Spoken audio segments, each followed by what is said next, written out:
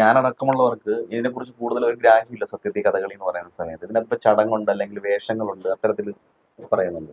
ഇപ്പൊ ചേട്ടൻ അതിനെ ഒന്ന് വിശദീകരിച്ച് പറയുകയാണെങ്കിൽ, ചുരുങ്ങിയ സമയം കൊണ്ടൊന്ന് പറയുകയാണെങ്കിൽ എങ്ങനെയാണ് ഇത് ഒരു ആസ്വാദകൻ രീതിയിൽ എങ്ങനെയാണ് ഇത് ആസ്വദിക്കേണ്ടത്? അത് നമുക്ക് കേളികൊട്ട് മുതൽ തുടങ്ങാം. കേളികൊട്ട് എന്ന് പറയുന്ന ഒരു സമ്പ്രദായമുണ്ട്. അതായത് ചെണ്ട, മദ്ദളം, ചേങ്കില, ഇലത്താളം, 4 ഇനങ്ങൾ. ഈ കേളികൊട്ട് ഉണ്ടാക്കിയത് തന്നെ പണ്ട് കാലത്ത് മൈക്കൊന്നും ഇല്ലായിരുന്നു. നമ്മളെ ഈ എന്താ വിളക്ക് വെട്ടത്തായിരുന്നു കളിച്ചിരുന്നത്, മൈക്കില്ലായിരുന്നു. അപ്പോൾ ഇന്ന ക്ഷേത്രത്തിൽ കളി ഉണ്ടെന്ന് അറിയാനായിട്ട് ആ ഭാഗത്തുള്ള ഏതെങ്കിലും ഹില്ലി ഏരിയയിൽ നല്ല ഏതെങ്കിലും ഒരു കുന്നിന്റെ മണ്ടയിൽ പോയിട്ട് ഈ നമ്മൾ ഈ വിളംബരം ചെയ്യും. അതേപോലുള്ള ഒരു സമ്പ്രദായമാണ്. അതാണ് ഈ കേളികൊട്ട്. പക്ഷെ അത് മൈക്കൊക്കെ വന്നപ്പോഴും ഇപ്പോഴും അത് തുറന്നു പോവാണ്. കഥകളി ഉണ്ടെന്നറിയിക്കും. ഇപ്പൊ മൈക്കുണ്ട്, നോട്ടീസ് ഉണ്ട്. അന്ന് നോട്ടീസൊക്കെ ഒന്നും ഇല്ലാത്ത കാലഘട്ടത്തിൽ തുടങ്ങിയതാണ്. ഇപ്പോഴും കേളികൊട്ട് നിലനിൽക്കുന്നത്. സ്റ്റേജിലായിരിക്കും. ഇപ്പൊ സ്റ്റേജിലാണ്. സ്റ്റേജിൽ അല്ലെങ്കിൽ അമ്പലത്തിന്റെ ഫ്രണ്ടില് പരിപാടി തുടങ്ങുന്നതിന് കുറച്ച്. അതെ, ഒരു 6-6:30 സമയം ദീപാരാധന സമയത്ത് അങ്ങനെ ചെയ്യുന്നു. പിന്നെ അത് കഴിഞ്ഞാൽ പിന്നീടുള്ളത് അരങ്ങുകേളി. അതായത് കഥകളി തുടങ്ങുന്നതിന് മുമ്പ് മദ്ദളം, ചേങ്കില, ഇലത്താളം ഇത് 3 കൂടെ വെച്ചിട്ട് അരങ്ങുകേളി, ശുദ്ധമദ്ദളം എന്നും പറയും. അത് കഴിഞ്ഞാൽ പിന്നെ തോടയം എന്ന് പറയുന്ന ഒരു സരസ്വതി മന്ത്രം. എല്ലാ ദൈവങ്ങളെയും തോടയം എന്ന് പറയുന്നത് കൊണ്ടാണ് ഞങ്ങൾ വന്ദിക്കുന്നത്. അത് പക്ഷെ പണ്ട് കാലത്ത് ഇപ്പോഴും അതിന്റെ സമ്പ്രദായം തിരശ്ശീലയ്ക്ക് ഉള്ളിലാണ്. ഓഡിയൻസിന് കാണാൻ പറ്റില്ല. തിരശ്ശീലയ്ക്ക് ഉള്ളിലാണ് പറയുന്നത്. പദവും മേളവും നൃത്തവും നിഴലും കാണാൻ പറ്റില്ല. ഇരുട്ടത്ത് അകത്ത് ചിലപ്പോൾ ലൈറ്റ് ഉണ്ടാവും. എന്നാലും തോടയം അങ്ങനെയാണ് ചെയ്യുന്നത്. പക്ഷെ ഇപ്പൊ പലർക്കും അതല്ല, നേരിൽ കാണണമെന്ന് പറഞ്ഞിട്ട് നമ്മൾ തിരശ്ശീല മാറ്റിയിട്ട് ഇപ്പൊ ചെയ്യുന്നുണ്ട്.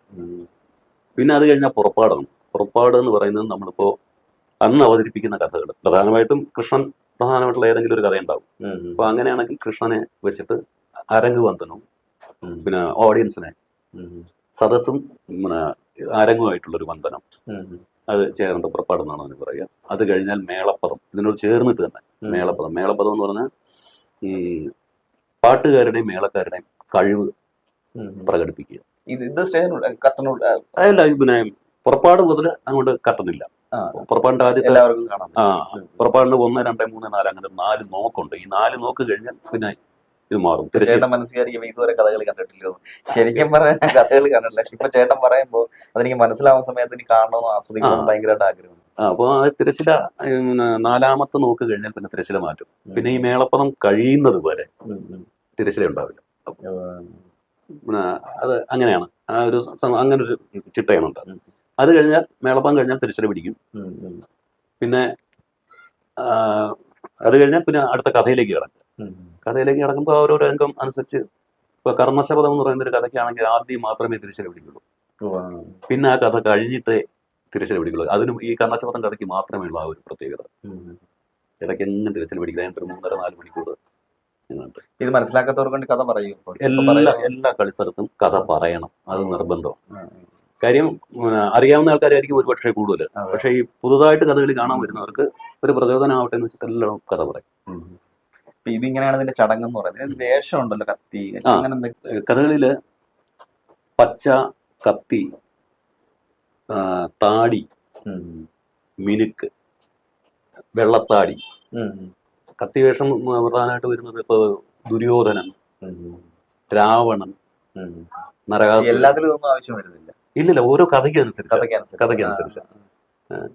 നെടുങ്കത്തി, കുറുങ്കത്തി എന്ന് പറഞ്ഞ 2 കത്തി വേഷങ്ങളുണ്ട്.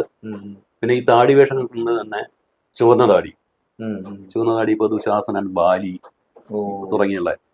പിന്നെ അതിന്റെ കറുത്ത താടി വേഷം, അത് വലിയ കുറ്റിച്ചാമരം എന്നാ പറയുന്നത്, ഈ കിരീടത്തിന്. അത് കറുത്ത താടി വേഷം എന്നുണ്ടെങ്കിൽ കലി. പിന്നെ അതേപോലെ കറുത്ത താടി വേഷം തന്നെയാണ്. താടി വേഷം അല്ല, കാട്ടാള വേഷം. കാട്ടാളിന്റെ കരിന്താടി, ഹനുമാൻ വെള്ളത്താടി, നന്ദികേശ്വരൻ ചുവന്ന താടി. ചുവന്ന താടി എന്ന് പറഞ്ഞാൽ വലിയ കിരീടമല്ല, കേശവാര കിരീടം പോലുള്ള. അതേപോലുള്ള ഒരു മകുടം, അത് അങ്ങനെയൊക്കെ വെച്ചിട്ടുള്ള കഥകളി വേഷം. അതാണ് കഥകളി വേഷങ്ങളിൽ. പിന്നെ മിനുക്ക് വേഷങ്ങളുണ്ട്. മിനുക്ക് വേഷങ്ങളാണ് പൊതുവെ ഈ സ്ത്രീ വേഷങ്ങൾ കംപ്ലീറ്റ് മിനുക്ക് വേഷം എന്നറിയുന്നത്. അതിൽ ഈ മിനുക്ക് വേഷങ്ങളിൽ തന്നെ പുരുഷ വേഷങ്ങൾ വരുന്നത് ഈ നാരദൻ, മുനിമാര്, അതും മിനുക്ക് വേഷങ്ങളിൽ പെടുന്നു.